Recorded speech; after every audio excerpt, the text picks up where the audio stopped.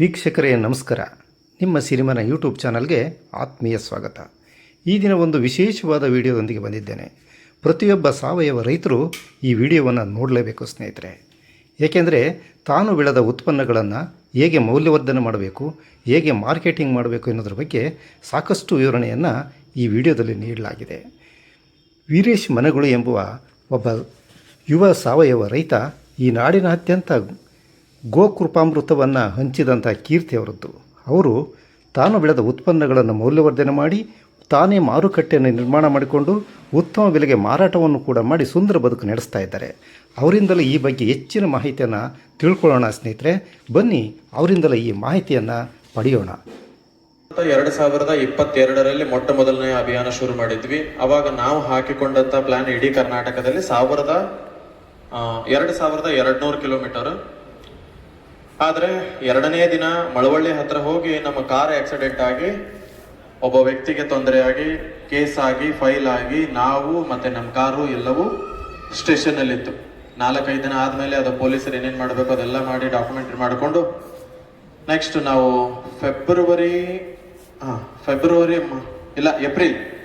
April ನಲ್ಲಿ ಅಭಿಯಾನ ಮಾಡಿದ್ವಿ. ನೆಕ್ಸ್ಟ್ ಆ ಒಂದು ಕೇಸು ಸೆಪ್ಟೆಂಬರ್ ನಲ್ಲಿ ಕ್ಲೋಸ್ ಆಯ್ತು. ಈ ಅಭಿಯಾನ ಮಾಡ್ಲಿಕ್ಕೆ ಹೋಗಿದ್ದು. ಬಟ್ ಇಷ್ಟೆಲ್ಲ ಕೇಸ್ ಆಗಿ ಕೋರ್ಟ್ ಅಲ್ಲದು ಎಲ್ಲವೂ ಮಾಡಿ ಪುನಃ 2024ರಲ್ಲಿ ಮತ್ತೆ ಈ ಹುಚ್ಚು ಸಾಹಸಕ್ಕೆ ಕೈ ಹಾಕಿದ್ದು ನನ್ನ ಧೈರ್ಯ ಅಲ್ಲ, ನೀವು ಕೊಟ್ಟಿರುವಂತ ಪ್ರೋತ್ಸಾಹ.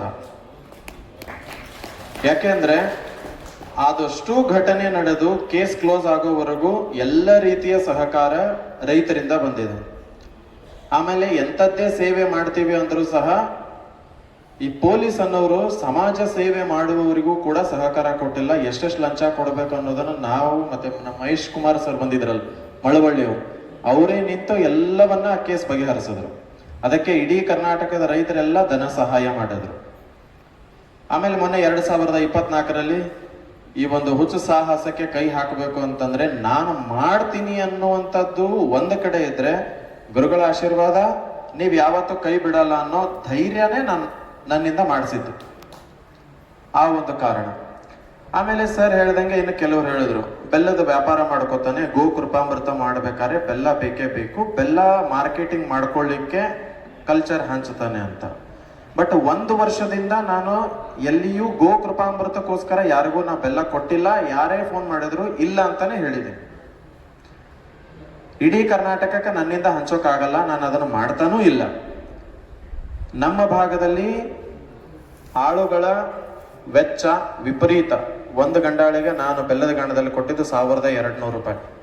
ಆ ಒಂದು ಕಾರಣಕ್ಕೆ ನಾನು ಗೋಕೃಪಾಮೃತಕ್ಕೆ ಬೆಲ್ಲ ಕೊಡಬೇಕು ಅಂತಂದ್ರೆ ನಮ್ಗೇನು ವರ್ಕೌಟ್ ಆಗೋಲ್ಲ ಅನ್ನೋ ಕಾರಣಕ್ಕೆ ನಾನು ಬಿಟ್ಟಿದ್ದೀನಿ. ಹಂಗಂತ ಹೇಳಿ ರೈತರಿಗೆ ಮಾಡೋ ಸೇವೆನ ನಾ ಯಾವತ್ತೂ ನಿಲ್ಲಿಸಿಲ್ಲ. ಆಮೇಲೆ ನಾನು ಒಟ್ಟು ದುಡಿಮೆಯ ಶೇಕಡ ಸ್ವಲ್ಪ ಭಾಗವನ್ನ ಎತ್ತಿಟ್ಟಿರ್ತೀನಿ, ಅದನ್ನೇ ಈ ಅಭಿಯಾನದ ಟೈಮಲ್ಲಿ ನಾನು ಖರ್ಚು ಮಾಡ್ತೀನಿ. ಆಮೇಲೆ ಕಳೆದ ವರ್ಷ ಸರ್ ಇನ್ನೊಂದು ಹೇಳಲಿಲ್ಲ, ಇಡೀ ಕರ್ನಾಟಕ ತುಂಬಾ ಚರ್ಮಗಂಟು ರೋಗಕ್ಕೆ ಮಠದಿಂದ ತಂದಿರುವಂತ ಔಷಧಿಯನ್ನ ಡೈಲ್ಯೂಟ್ ಮಾಡಿ 133 ಸ್ವಯಂ ಸೇವಕರನ್ನ ನೇಮಿಸಿ 266 ಬಾಟಲ್ಗಳನ್ನ ಖರೀದಿಸಿ ಅವುಗಳಿಗೆಲ್ಲವೂ ಫಿಲ್ಟರ್ ವಾಟರ್ ಬಾಟಲ್ ತಂದು ಎಲ್ಲರಿಗೂ ಒಂದು ರೋಗ ಬರುವ ಮುಂಚೆ ಕೊಡುವ ಔಷಧಿ, ಇನ್ನೊಂದು ರೋಗ ಬಂದ ಮೇಲೆ ಕೊಡುವಂತ ಔಷಧಿ ಅಂತ ತಯಾರು ಮಾಡಿ ಆ 2 ಔಷಧಿಗಳನ್ನ ಒಬ್ಬೊಬ್ಬರು ಸ್ವಯಂ ಸೇವಕರಿಗೆ ಪ್ಯಾಕ್ ಮಾಡಿ ಕೊರಿಯರ್ ಮೂಲಕ ತಲುಪಿಸುವಂತ ವ್ಯವಸ್ಥೆ ಮಾಡಿದ್ರು ಸಹ ಇವತ್ವರೆಗೂ ಯಾವುದೇ ಸ್ವಯಂ ಸೇವಕರಿಂದ ಆಗಲಿ, ಮಠದಿಂದ ಆಗಲಿ ಅಥವಾ ಯಾವುದೇ NGOಗಳಿಂದ ಆಗಲಿ 1 ರೂಪಾಯಿಯೂ ಸಹ ನಾನು ಪಡ್ಕೊಂಡಿಲ್ಲ. ಎಲ್ಲವೂ ಸ್ವಂತ ಖರ್ಚಿನಿಂದಾನೇ ನಿಭಾಯಿಸಿದೆ. ಅದು ಕನಿಷ್ಠ ಇಡೀ ಕರ್ನಾಟಕ ಸಪ್ಲೈ ಮಾಡ್ಲಿಕ್ಕೆ ನನಗೆ ಬಂದಿರೋ ಖರ್ಚು 37,000 ರೂಪಾಯಿ ಖರ್ಚು ಬಂತು.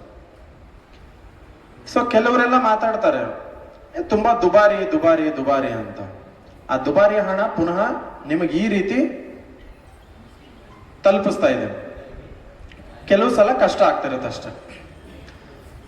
ಇದು ಒಂದು ಕಡೆ ರೈತರು ಕೊಡುವಂತ ಪ್ರೋತ್ಸಾಹ, ಆಮೇಲೆ ಗುರುಗಳ ಆಶೀರ್ವಾದದಿಂದ ನಡೆದುಕೊಂಡು ಬಂದಂತ ಒಂದು ಸೇವಾ ಕಾರ್ಯ. ಇನ್ನ ಮಾರುಕಟ್ಟೆ ಅಂತ ಬಂದಾಗ ಈಗ ನೋಡ್ರಿ, ನಾವೆಲ್ಲ 3 ದಿನದಿಂದ ನಾವಿಲ್ಲೆಲ್ಲ ಕಾರ್ಯಕ್ರಮ ಮಾಡ್ತಿದ್ವಿ, ಏನೇನೋ ಇನ್ಫಾರ್ಮೇಶನ್ಗಳನ್ನ ತಗೋತಾ ಇದ್ದೀವಿ, ಏನೇನೋ ಕಲಿತಾ ಇದ್ದೀವಿ. ನೀವೆಲ್ಲ ವಿಚಾರ ಮಾಡ್ರಿ, ನಿಮ್ಮ ಊರಿಂದ ನೀವೊಬ್ರು ಬಂದಿರಿ ಅಂತಂದ್ರೆ ನಿಮ್ಮ ಊರಿನ ಜನರಿಗೆ ನೀವು ಹೋಲಿಕೆ ಮಾಡಿದ್ರೆ ನೀವೊಬ್ರು ವಿಶೇಷ ವ್ಯಕ್ತಿ. ಇನ್ನೂ ಸ್ವಲ್ಪ ಡೆವಲಪ್ಮೆಂಟ್ ಆಗಿ ಹೇಳ್ಬೇಕಂತಂದ್ರೆ ನಿಮ್ಮ ಊರೊಳಗೆ ನೀವೊಬ್ರು ಹುಚ್ಚರು. ಹೌದಲ್ಲ? ಈಗ ನಾವು ಹೊರಗಿನ ಜಗತ್ತಿಗೆ ಹೋಗಿ ನಾವು ಹಿಂಗ್ ಮಾಡ್ತೀವಿ ಅಂತ ಹೇಳ್ರಿ ಹುಚ್ಚರು ಅಂತಾನೆ ನಮಗೆ ಮೊದಲನೇ ಪ್ರಶಸ್ತಿ ಸಿಗೋದೇ ಹುಚ್ಚರು.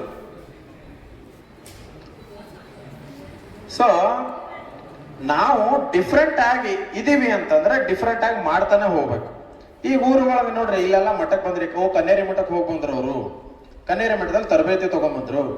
ಅವ್ರೇನೋ ಗೊಬ್ಬರ ಹಾಕೋದಲ್ಲಂತೆ, ಉಪ್ಪು ಹಾಕಲ್ವಂತೆ, ಹಾಕದೇನೆ ಬೆಳಿತಾರಂತೆ. ಒಂದು ಐಡೆಂಟಿಫೈ ಮಾಡಿದ್ರಲ್ಲ, ನಿಮ್ಮನ್ನ ಮಾಡಿದ್ರಲ್ಲ. ಹಾ, ಆ ಐಡೆಂಟಿಫೈ ಮಾಡಿರೋದನ್ನ ನೀವು ಹಂಗೆ ಉಳಿಸ್ಕೊಂಡು ಹೋಗ್ಬೇಕು. ಹೆಂಗ್ ಹೋಗ್ಬೇಕು? ಊರಿನ ಜನ ಒಂದು ಮಾಡಿದ್ರೆ ನೀವು ಇನ್ನೊಂದು ಮಾಡ್ತಾ ಹೋಗೋದು. ಜನ ಎಲ್ಲ ನಿಮ್ಮನ್ನ ಹುಚ್ಚ ಹುಚ್ಚ ಅನ್ನೋದನ್ನ ಹೋಗಿ ದೊಡ್ಡ ಹುಚ್ಚ ಅನ್ನಕ್ ಸ್ಟಾರ್ಟ್ ಮಾಡಿದ್ರೆ ನೀವು ಅನ್ಕೋಬೇಕು ನಾನು ಸರಿಯಾದ ದಾರಿಯಲ್ಲಿ ಹೋಗ್ತಾ ಇದ್ದೀನಿ ಅಂತ. ಸೊ ಅಲ್ಲಿಂದ ಶುರುವಾಗಿ ನೀವು ಮಾಡುವಂತ ಸಾವಯವ ಕೃಷಿ, ವಿಷಮುಕ್ತವಾಗಿ ಬೆಳೆದಿರುವಂತ ಪದಾರ್ಥಗಳನ್ನ ಸಾಮಾನ್ಯ ಮಾರುಕಟ್ಟೆಯಲ್ಲಿ ಹೋಗಿ ಮಾರಾಟ ಮಾಡ್ಲಿಕ್ಕೆ ನಮಗಾಗ್ತಿಲ್ಲ. ಯಾಕೆಂತಂದ್ರೆ ಸಾವಯವ ಕೃಷಿಯಲ್ಲಿ ಕೆಲವು ನಮಗೆ ಖರ್ಚು ಕಡಿಮೆ ಅಂತಂದ್ರೆ ದುಡ್ಡು ಕೊಟ್ಟು ಹೊರಗಡೆಯಿಂದ ತೆಗೆದುಕೊಂಡು ಬರುವಂತದ್ದು ಏನೂ ಇಲ್ಲದೆ ಇದ್ರೂ ಸಹ ನಾವು ತಯಾರು ಮಾಡುವಂತ ಈ ಜೈವಿಕ ಗೊಬ್ಬರಗಳನ್ನ ತಯಾರು ಮಾಡಿಸುವುದಾಗಲಿ, ಅದನ್ನ ಭೂಮಿಗೆ ಹರಡುವುದಾಗಲಿ, ಇಲ್ಲಿ ನಮಗೆ ರಾಸಾಯನಿಕಕ್ಕಿಂತ ಖರ್ಚು ಹೆಚ್ಚು ಬರುತ್ತೆ. ಈಗ ನಾವು ಒಂದು ಯೂರಿಯಾ ಅಂದ್ರೆ ಬಹಳ ಆದ್ರೆ 350 ರೂಪಾಯಿನೋ ಇರಬಹುದು. ಅದನ್ನ ಒಂದು ಗಂಡಾಳಿಗೆ ಹಾಕಿದ್ರೆ ಹೋಗಿ ಭೂಮಿ ತುಂಬಾ ಎರಚಿ ಬಿಡ್ತಾನೆ. ಆದ್ರೆ ಅದೇ ಒಂದು ಟ್ರ್ಯಾಕ್ಟರ್ ಕೊಟ್ಟಿಗೆ ಗೊಬ್ಬರ ರೆಡಿ ಮಾಡ್ಬೇಕು ಅಂದ್ರೆ ಎಷ್ಟು ದಿನ ತಗೊಳುತ್ತಾ, ಎಷ್ಟು ದನ ಕಟ್ಟಬೇಕು, ಅದಕ್ಕೆ ಎಷ್ಟು ದಿನ ಮೇವು ಹಾಕಬೇಕು, ಆಮೇಲೆ ಆ ಟ್ರ್ಯಾಕ್ಟರ್ ಬಾಡಿಗೆ ಆಗಿರ್ಬೋದು. ಆ ಒಂದು ಟ್ರ್ಯಾಕ್ಟರ್ ಬಾಡಿಗೆ ಕೊಟ್ಟು ಅದನ್ನ ಜಮೀನಿಗೆ ಹಾಕಿಸಿ, ಜಮೀನಲ್ಲಿರುವಂತ ಗೊಬ್ಬರವನ್ನ ಸಾಲ್ ಬೆಳೆಗಳಿಗೆ ಹಾಕಿಸ್ಬೇಕು ಅಂತಂದ್ರೆ ಯೂರಿಯಾ ಗೊಬ್ಬರ ಹಾಕ್ಬೇಕಾದ್ರೆ ಎಷ್ಟು ಖರ್ಚು ಬಂದಿರುತ್ತೋ ಅದರ 10 ಪಟ್ಟು ಖರ್ಚು ಬಂದಿರುತ್ತೆ ನಮಗೆ. ಸೊ ಇಲ್ಲಿ ನಮಗ ಖರ್ಚು ವೆಚ್ಚಗಳು ಹೆಚ್ಚಾಗ್ತಾವ. ಹಂಗಿದ್ರೆ ಇದನ್ನ ಡಿಫರೆಂಟ್ ಆಗಿ ನಾವು ಎಲ್ಲಿ ಮಾರಾಟ ಮಾಡಬೇಕು? ಜಗತ್ತಿನ ಅತ್ಯಂತ ದೊಡ್ಡ ಮಾರುಕಟ್ಟೆ, ಅಲ್ಲಿ ಮಾರಾಟ ಮಾಡ್ಬೇಕು ನಾವು. ಹಾಗಾದ್ರೆ ಅದು ಎಲ್ಲಿದೆ? ನಿಮ್ಮ ಅಂಗೈಯಲ್ಲಿದೆ. ನಿಮ್ಮ ಅಂಗೈಯಲ್ಲೇ ಆ ಜಗತ್ತಿನ ಒಂದು ಅತಿ ದೊಡ್ಡ ಮಾರುಕಟ್ಟೆ ಇದ್ದರೂ ಸಹ ನಾವು ಕೊರಗುತ್ತಿರೋದು ಯಾಕೆ? ಈಗ ಟೆಕ್ನಾಲಜಿ ಎಷ್ಟೆಲ್ಲ ಮುಂದುವರೆದದು. ಬೆಳಿಗ್ಗೆ ಸರ್ ಹೇಳಿದ್ರು AI ಬಗ್ಗೆ. AI ಅನ್ನ ನಮ್ಮ ಕೃಷಿಯಲ್ಲಿ ನಾವು ಅಳವಡಿಕೆ ಮಾಡೋದು ಬೇಡ, ಆದ್ರೆ ಎಲ್ಲಿ ನಮಗದ್ರ ಬಳಕೆ ಆಗ್ತದೆ ಮಾಡ್ಕೋಬೇಕಲ್ಲ. ಈಗ ನಿಮ್ಗೆಲ್ಲ ಒಂದು ಗಮನಕ್ಕೆ ಇರ್ತದ, ಯಾಕೆ ಹಿಂಗೆ ಅಂತ ಗೊತ್ತಿರಲ್ಲ. ಒಬ್ಬರ ಜೊತೆ ಫೋನ್ನಲ್ಲಿ ನೀವು ಚಾಫ್ ಕಟರ್ ಬಗ್ಗೆನೆ ಸುಮಾರು ಹೊತ್ತು ಮಾತಾಡ್ತಾ ಹೋಗ್ರಿ. ಫೋನ್ ಇಟ್ಟ ಮೇಲೆ ಚಾಫ್ ಕಟರ್ ಆಡ್ಸ್ ಬರಕ್ ಸ್ಟಾರ್ಟ್ ಆಗ್ತದೆ. ಅಬ್ಸರ್ವ್ ಮಾಡಿದಿರಿ ಇದನ್ನೆಲ್ಲ ನೀವು ಯಾವ ವಿಷಯದ ಬಗ್ಗೆ ಮಾತಾಡ್ತೀರಿ, ಮಾತಾಡಿ ಇಟ್ಟ ಮೇಲೆ ಆ ವಿಷಯದ ಬಗ್ಗೆ, ಆ ಪ್ರಾಡಕ್ಟ್ ಬಗ್ಗೆ ಆಡ್ಸ್ ಬರಕ್ ಸ್ಟಾರ್ಟ್ ಆಗ್ತದೆ. ಹಾಗಾದ್ರೆ ಅದನ್ನು ಹೇಳಿಕೊಟ್ಟವ್ರು ಯಾರು? ಅದುವೇ ಆರ್ಟಿಫಿಷಿಯಲ್ ಇಂಟೆಲಿಜೆನ್ಸ್. ಸೊ ಈಗ ಅಂತರ್ಜಾಲಕ್ಕೆ ಯಾಕೆ ಬರಬೇಕು ಅಂತ ನಾವು ಹೇಳ್ತೀವಿ ಅಂತಂದ್ರೆ, ನೀವು ಯಾರ ಜೊತೆನೋ ಆರ್ಗ್ಯಾನಿಕ್ ಜಗರಿ ಬಗ್ಗೆ ಮಾತಾಡಕ್ ಸ್ಟಾರ್ಟ್ ಮಾಡಿದ್ರಿ, ಆರ್ಗ್ಯಾನಿಕ್ ಬೆಲ್ಲದ ಬಗ್ಗೆ ಮಾತಾಡಕ್ ಸ್ಟಾರ್ಟ್ ಮಾಡಿದ್ರಿ ಅಂತಂದ್ರೆ ನೀವು ಇಟ್ಟ ತಕ್ಷಣ ಆರ್ಗ್ಯಾನಿಕ್ ಬೆಲ್ಲದ ಬಗ್ಗೆ ಆಡ್ಸ್ ಬರಕ್ ಸ್ಟಾರ್ಟ್ ಆಗ್ಬಿಡುತ್ತೆ. ಹಂಗಿದ್ರೆ ನಾವ್ ಏನೂ ಮಾಡದೆಯೂ ಸಹ ನಮ್ಮ ಬಗ್ಗೆ ಅಷ್ಟು ಪ್ರಚಾರ ಮಾಡುವಂತ ಒಂದು ಸೋಷಿಯಲ್ ಮೀಡಿಯಾ ಸಿಕ್ಕಾಗ ನಾವ್ ಯಾಕೆ ಅದಕ್ಕೆ ಕಾಲಿಟ್ಟಿಲ್ಲ? ಅಲ್ಲರಿ, ಏನೂ ಇಲ್ಲದೆ ಕೆಲವರೆಲ್ಲ ಸಿಕ್ಕಾಪಟ್ಟೆ ವೈರಲ್ ಆಗ್ಲಿಕ್ತಾರೆ ಹುಚ್ಚುಚ್ಚಾರ ಮಾಡ್ಕೊಂಡು. ನಾವು ಎಲ್ಲವೂ ಸರಿ ಮಾಡಿ ಯಾಕೆ ನಾವು ಜನರಿಗೆ ರೀಚ್ ಆಗ್ತಿಲ್ಲ? ಗುರುಗಳು ಬೆಳಿಗ್ಗೆ ಹೇಳಿದ್ರು, ಏನ್ ಹೇಳಿದ್ರು? ನಿಮ್ಮ ವಸ್ತುವನ್ನ ಮಾರಾಟ ಮಾಡೋಕ್ಕಿಂತ ಮುಂಚೆ ಮಾತನ್ನ ಮಾರಾಟ ಮಾಡಬೇಕು. ಹೌದಾ? ಒಂದೇ ಒಂದು ಎಕ್ಸಾಂಪಲ್ ಕೊಡ್ತೀನಿ. ನಾವು ಬೆಳಿಗ್ಗೆ ಎದ್ದ ತಕ್ಷಣ ಬ್ರಷ್ ಮಾಡ್ತೀವಿ, ಹೌದಾ? ಇದು ಹಲ್ಲುಜ್ಜೋ ಪೌಡರ್ ನಾನ್ ತಯಾರು ಮಾಡಿದ್ದೀನಿ, ಇದನ್ನ ನಾನು ಮಾರಾಟ ಮಾಡಬೇಕು, ಹೌದಲ್ಲ? ಈಗ ನೀವೆಲ್ಲರೂ ಪೇಸ್ಟ್ ಎಲ್ಲ ಯೂಸ್ ಮಾಡ್ತೀವಿ. ನಾನು ಮಾರುಕಟ್ಟೆಯಲ್ಲಿ ಎಲ್ಲಾ ಕಡೆ ಸಿಗುವಂತ ಒಂದು ಪೇಸ್ಟ್ ಅನ್ನ ತೆಗೆದು, ನಿಮ್ಮ ಮನಸ್ಸಿನಲ್ಲಿರುವಂತ ಟೂತ್ ಪೇಸ್ಟ್ ಅನ್ನ ತೆಗೆದು ಇದನ್ನ ತಂದು ಅಲ್ಲಿ ಇಡಬೇಕು. ಹಂಗಿದ್ರೆ ನಾ ಏನ್ ಮಾಡ್ಬೇಕು? ಅಥವಾ ನೀವು ನನಗೊಂದು ಪ್ರಶ್ನೆ ಕೇಳ್ತೀರಿ, ಎಲ್ಲಾ ಕಡೆನೂ ಸಿಗ್ತದ, ನಿಂದ ಯಾಕೆ ತಗೋಬೇಕು ಅಂತ ಹೇಳಿದಾಗ ಅದಕ್ಕೆ ನಾ ಸರಿಯಾದ ಉತ್ತರ ಕೊಡ್ಲಿಲ್ಲ ಅಂತಂದ್ರೆ ಇದು ನಾನು ಮಾರಾಟ ಮಾಡಕ್ ಬರಲ್ಲ. How are you different from them? ಈ ನಿಮ್ಮೂರಾಗೆಲ್ಲ ಜೋಳ ಬೆಳಿತಾರೆ, ನಿಮ್ಮೂರಾಗೆಲ್ಲ ಬೇರೆ ಬೇರೆ ದವಸ ಧಾನ್ಯಗಳನ್ನು ಬೆಳಿತಾರೆ. ಅವ್ರು ಎಲ್ಲಾರದು ಬಿಟ್ಟು ನಿಮ್ಮ ಹಂತಕನ ಬಂದು ಯಾಕೆ ಖರೀದಿ ಮಾಡಬೇಕು? ಅದಕ್ಕೆ ನಿಮ್ಮ ಹತ್ರ ಉತ್ತರ ಇಲ್ಲ ಅಂದ್ರೆ ನಿಮ್ಮ ವಸ್ತು ನಾನು ತಗೊಳ್ಳಲ್ಲ. ಹಂಗಿದ್ರೆ ನಾವು ಫಸ್ಟ್ ಕಲಿಬೇಕಾಗಿರೋದೇನು? ಮಂಡಿಸುವಿಕೆ. ವಿಷಯವನ್ನ ಸರಿಯಾಗಿ ಜನರಿಗೆ ಮಂಡನೆ ಮಾಡಿದ್ರೆ ಮಾತ್ರ ನಾವು ನಮ್ಮ ವಸ್ತುವನ್ನ ಮಾರಾಟ ಮಾಡಬಹುದು. ಈಗ ನಾನು ಇದನ್ನ ಹೆಂಗ್ ಮಾರಾಟ ಮಾಡ್ತೀನಿ? ದಂತ ಮಂಜನ, ಅದರ ಬದಲಿಗೆ ಮಾರುಕಟ್ಟೆಯಲ್ಲಿ ಓಡ್ತಾ ಇರೋದು ಕೋಲ್ಗೇಟ್. ಕೋಲ್ಗೇಟ್ ಎಲ್ಲ ಏನ್ ಮಾಡ್ತಾರೆ? ಬೋನ್ಚಾರ್ ಅಂದ್ರೆ ಎಲೋಗಳು ಪೌಡರ್ ಹಾಕಿರ್ತಾರೆ, SLS ಅನ್ನುವಂತ ಒಂದು ಕೆಮಿಕಲ್ ಹಾಕಿರ್ತಾರೆ, ಗ್ಲಿಸರಿನ್ ಅನ್ನುವಂತ ಒಂದು ಕೆಮಿಕಲ್ ಹಾಕಿರ್ತಾರೆ, ಶುಗರ್ ಆಡ್ ಇರುತ್ತೆ. ಇವು ಯಾವುವು ನಮ್ಮ ದೇಹಕ್ಕೆ ಆರೋಗ್ಯದಾಯಕ ಅಲ್ಲ. ಅದನ್ನ ನೀವು ಕೋಲ್ಗೇಟ್ ಮೇಲೆ ಅಬ್ಸರ್ವ್ ಮಾಡ್ರಿ, ನೀವು ನಂಬ್ತಿರೋ ಬಿಡ್ತಿರೋ ಗೊತ್ತಿಲ್ಲ, ಅಮೆರಿಕಾದಂತ ಕಂಪನಿಗಳಲ್ಲಿ ನಮ್ಮ ಭಾರತದಲ್ಲಿ ಹೆಂಗೆ ತಂಬಾಕುವಿನ ಕೆಳಗೆ ಇದನ್ನ ಸೇವನೆ ಮಾಡುವುದರಿಂದ ಕ್ಯಾನ್ಸರ್ ಬರುತ್ತದೆ ಅಂತ ಹೇಗೆ ಬರೆದಿರ್ತಾರೋ, ಹಾಗೆ ಅಮೆರಿಕಾದಲ್ಲಿ ಇದನ್ನ ನುಂಗುವುದರಿಂದ ಕ್ಯಾನ್ಸರ್ ಬರುತ್ತದೆ ಅಂತನೂ ಕೂಡ ಮೆನ್ಷನ್ ಮಾಡಿದ್ದಾರೆ. ಎಷ್ಟು ಜನ ಮಕ್ಕಳು ಕೋಲ್ಗೇಟ್ ಅನ್ನ ಉಜ್ಜಿಬಿಟ್ಟೆ ಉಗುಳ್ತಾರ ಅನ್ನೋದು ಏನ್ ಗ್ಯಾರಂಟಿಯಿಂದ ಹೇಳ್ತೀರಿ? ನಾವೇ ಮಕ್ಕಳು ಬೇಡ, ಎಷ್ಟು ಜನ ನುಂಗುತ್ತೀವಿ. ಆಮೇಲೆ ಬಾಯಲ್ಲೆಲ್ಲ ಉಜ್ಜಿದಿರುವಂತ ಕೋಲ್ಗೇಟ್ ಹೊಟ್ಟೆಗೆ ಹೋಗದೆ ಇರುತ್ತಾ? ಕ್ಯಾನ್ಸರ್ ಬರ್ದೇ ಇರುತ್ತಾ?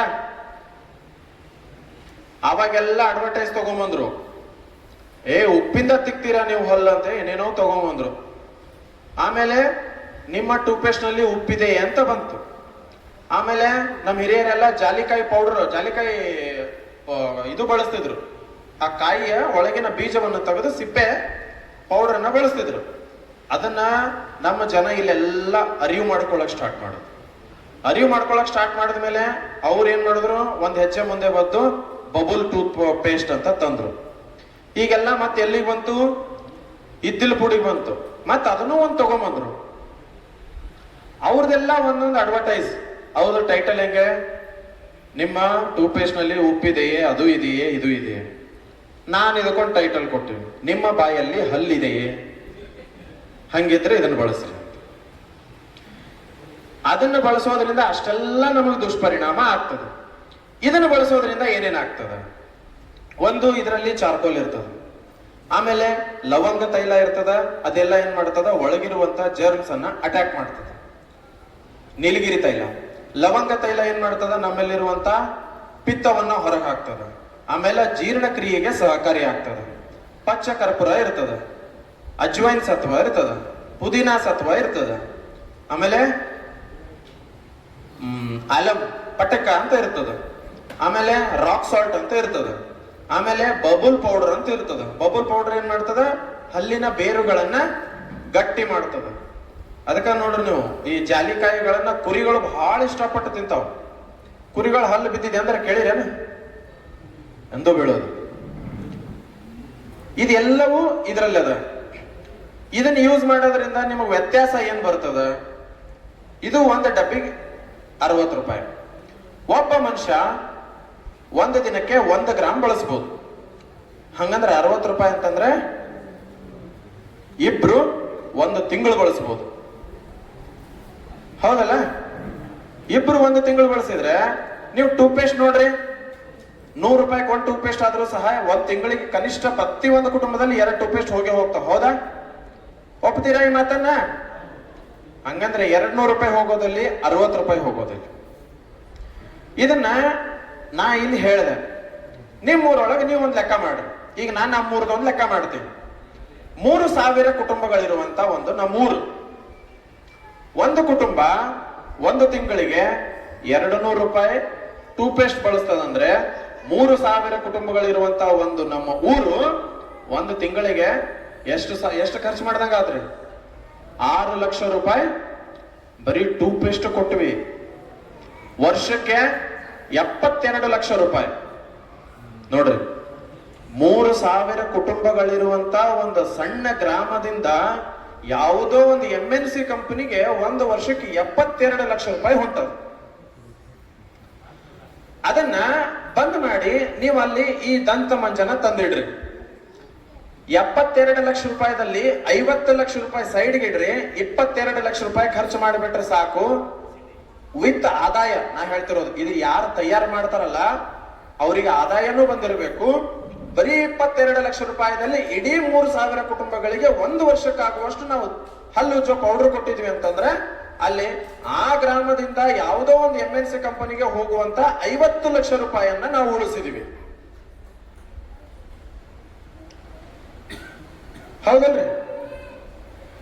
ಹಿಂಗೆ ಒಂದೊಂದು ಗ್ರಾಮದಿಂದ ಎಷ್ಟೆಷ್ಟು ಲಕ್ಷ ರೂಪಾಯಿ ಹೊರಗಡೆ MNC ಕಂಪನಿಗಳಿಗೆ ಹೋಗ್ತಾ ಅದ, ಅಷ್ಟಿಷ್ಟು ಅಮೌಂಟ್ ಅನ್ನ ನಾವು ನಮ್ಮ ಗ್ರಾಮದಲ್ಲೇ ಉಳಿಸಿದೀವಿ ಅಂತಂದ್ರ ನೋಡ್ರಿ, ಒಬ್ಬೊಬ್ಬರಿಗೆ ಬರೀ 2.5 ಲಕ್ಷ ರೂಪಾಯಿ ಆದಾಯ ಹಿಡ್ಕೊಂಡ್ರು ಸಹ ಆ ಊರಲ್ಲಿ 8 ಜನ ವರ್ಷ ಪೂರ್ತಿ ಇದನ್ನೇ ಮಾಡ್ಬೋದು. ಆ 8 ಜನರಿಗೆ ಕೆಲಸನೂ ಸಿಕ್ತು, ಹೊರಗಡೆ ಯಾವುದೋ ಒಂದು ಕಂಪನಿಗೆ ಹೊಣ ಹೋಗೋದನ್ನು ನಮ್ಮ ಗ್ರಾಮದಲ್ಲಿ ನಾವು ಉಳಿಸಿದೀವಿ. ಗುರುಗಳು ಅದಕ್ಕೆ ಹೇಳಿದ್ರು, ಗ್ರಾಮ ಪರಾವಲಂಬಿ ಆಗಬೇಕು ಹೊರತು ಗ್ರಾಮ ಸ್ವಾವಲಂಬಿ ಆಗಿರ್ಬೇಕು. ಆದ್ರೆ ನಾವು ಪರಾವಲಂಬಿ ಆಗಿದ್ರೂ ಸಹ ಪರವಾಗಿಲ್ಲ, ಗ್ರಾಮ ಸ್ವಾವಲಂಬಿ ಆಗಿರ್ಬೇಕು.